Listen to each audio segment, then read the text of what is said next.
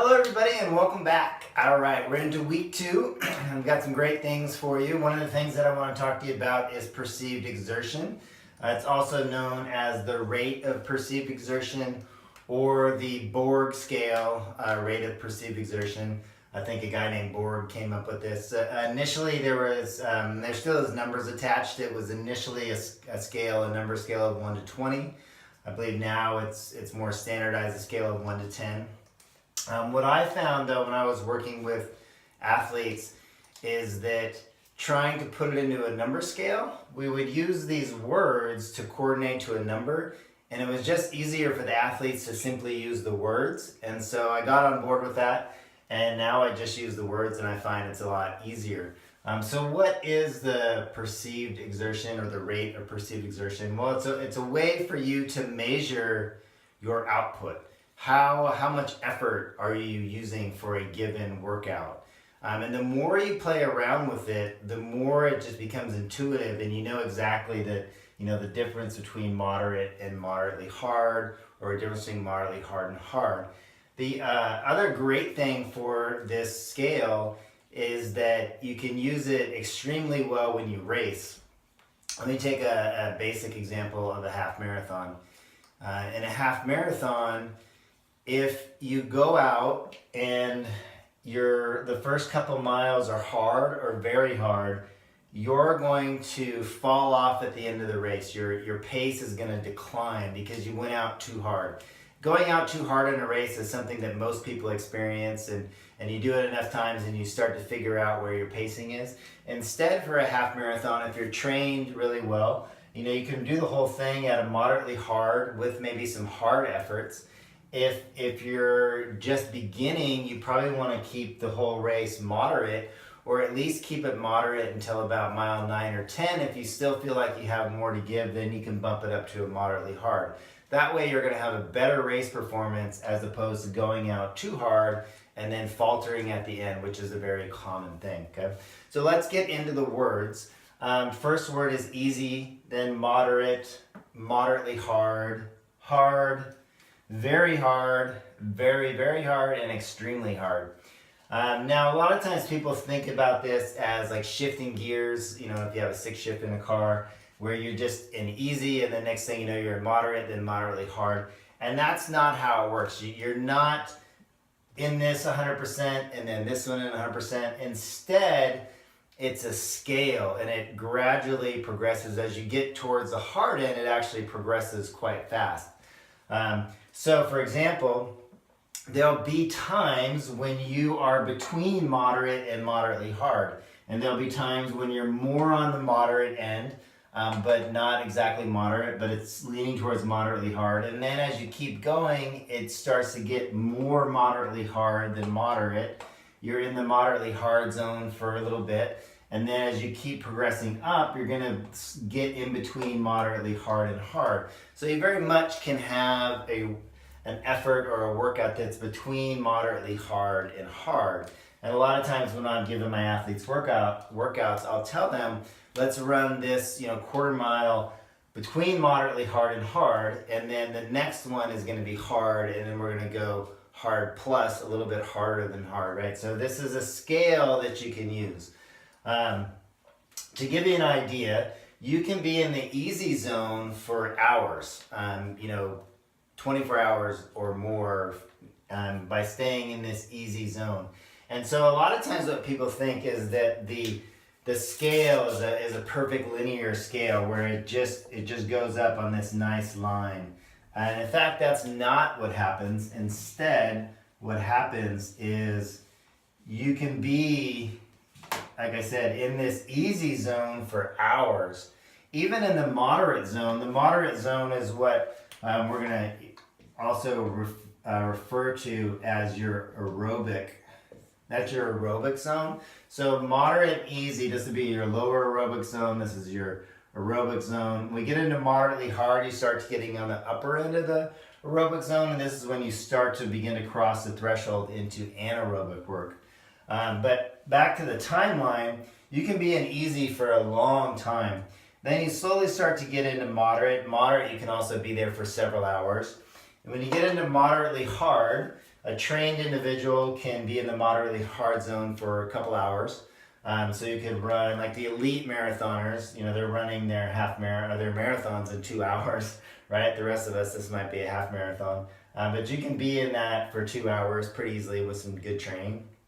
As you get into the hard and the very hard and extremely hard, there is less time between these two. So where this might take you, this literally could take you 5-7 hours, if you paced it getting up into the moderately hard, you're not going to be able to sustain the hard. With training a 5K, you can definitely do a 5K in this hard zone.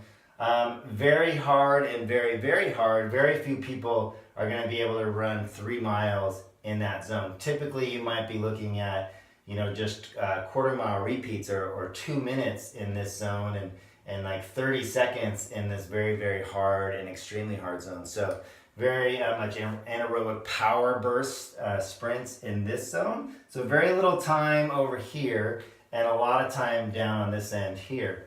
Now, a great way, let's say this is a new concept to you and you want to figure out, you're having a hard time with these zones and how to do it. So a great way, and you can do this with swimming, biking, or running, is to go and make a workout out of it. So let's say you're doing a swim set. You can do 25s, you can do 50s, or you can do 100s. That's the distance. We'll put 25 to 100s. That would be for swimming. For biking, let's just pick a minute. So we'll do 1 minute. And then for running, you could do this, anywhere from 50 yards to a quarter mile, which is 1 lap around a track.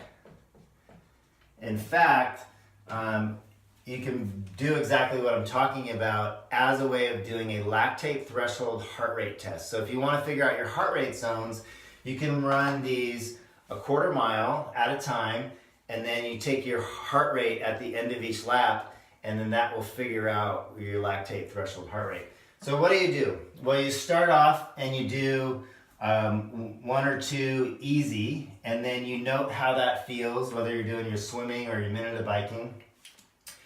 And then after that period of time or distance, you then keep going a little bit harder. So we do the first one easy, then we go, okay, this how this feels, I could go at this pace for a long time.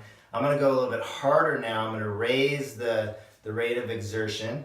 And you keep raising it until you get into what feels moderate, and then you say, okay, well, this is what moderate feels like. Then you do another set, another repeat, and you keep going a little bit harder each time, and each time you start to identify what feels moderately hard, what feels hard, what's very hard. You can even start to identify that with pacing. Let's say you're biking, if you're using a power meter, you can start to identify what your power numbers are when you're riding in a moderate zone, what they are when you're riding in a moderately hard zone, and so on. Let's get back to the lactate threshold heart rate test, and you can do this same way, cycling too. We typically do it 2 minutes of cycling. But you get a nice warm up, and then you're gonna do your first quarter mile repeat at moderate.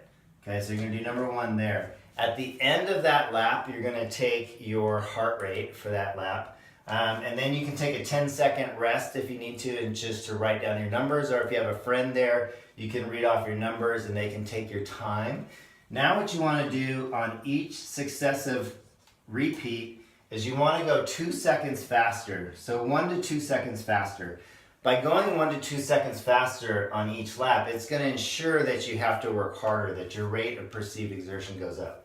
You want to keep going up until you get basically into the very hard zone.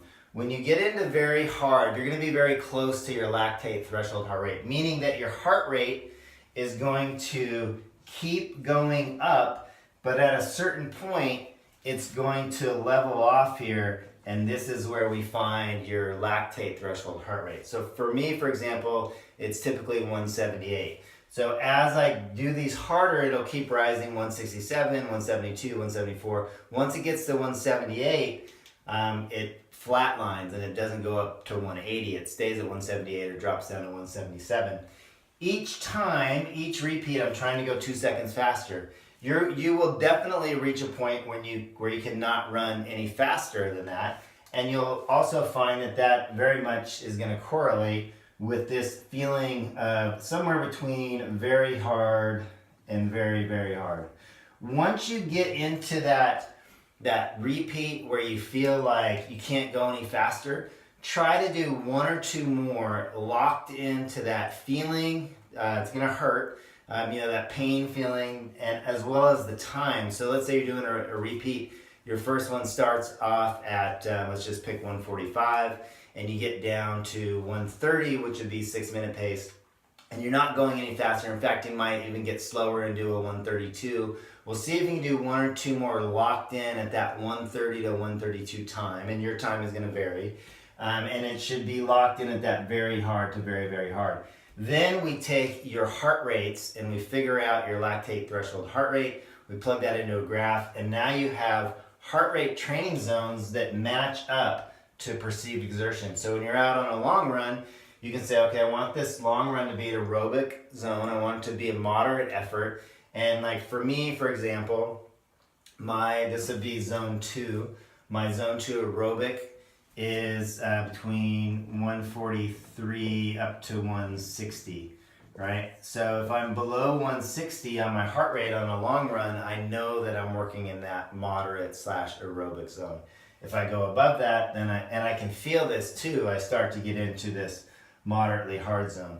Now, typically what happens is most people tend to do the majority of their work in the moderately hard zone. And the reason for that is because it feels like you're doing something, but it doesn't feel really hard. And instead, what we would rather have you do is actually not exercise in this zone as much as spending a little bit more time in the moderate zone. So when you're on your long run and it feels moderately hard, backing down, slowing down so that you're more aerobic. And then when it's time to go fast or to do hard efforts, go above moderately hard into hard. So make those harder efforts harder and make your easier efforts easy. Okay, so that's a bit on perceived exertion and how you can use it not only in your training, but your racing. So if it's a new concept to you, I'd very much encourage you to do one of these workouts where you just get a little bit faster each time and even make notes about what it feels like.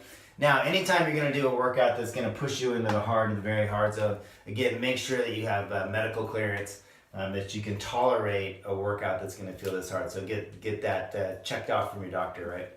Okay. Do one of these workouts or do it all, swimming, biking, and running, and then post some comments below. What did you find out? Did you notice any particular speed? You can start to get pacing ideas for running. You can get speed ideas for biking. You can even get your speed for swimming. All right, that's it. Perceived exertion. Thanks.